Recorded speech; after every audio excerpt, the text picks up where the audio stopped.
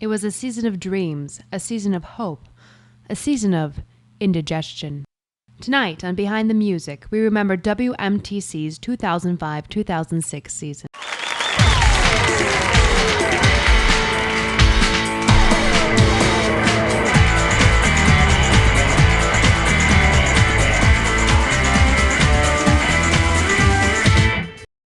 WMTC's season began well enough with Kiss Me Kate, the first production in 32 years without controversy or conflict. It was the first production in 32 years without controversy or conflict. At the reunion party, the cast held a moment of silence before trying to summon and communicate with the ghost of David Meadows. We really wanted to talk to him and tell him he would have been happy with how everything turned out.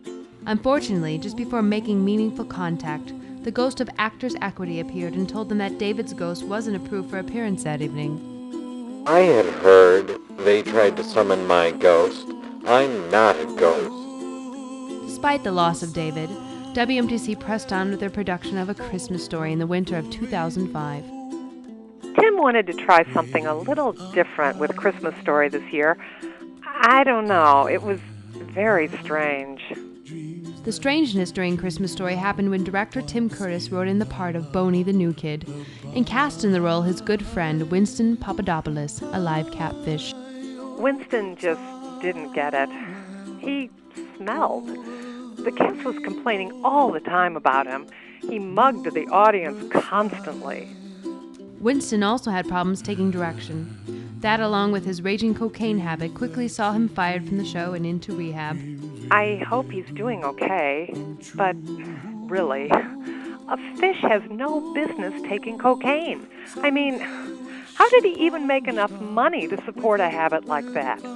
Next, WMTC produced No Sex Please We're British in the early part of 2006.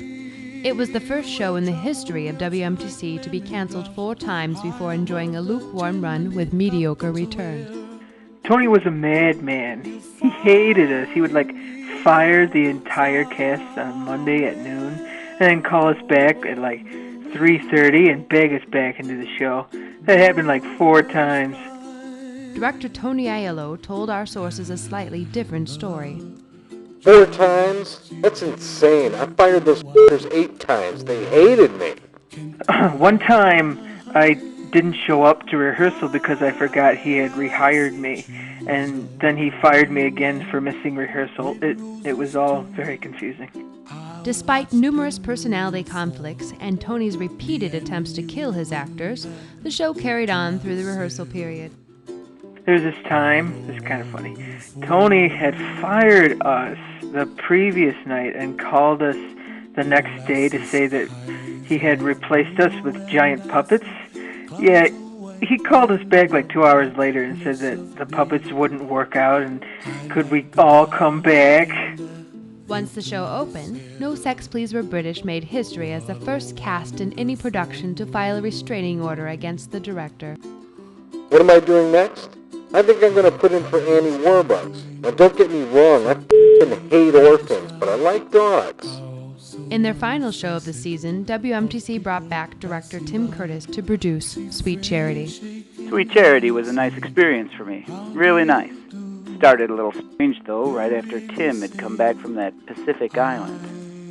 Tim Curtis had just returned from being rescued off a small island in the Pacific Ocean. In the role of Charity, Tim cast his new best friend Wilson, who had been stranded with him on the island. Wilson was a fine Charity in the beginning. Really interesting work.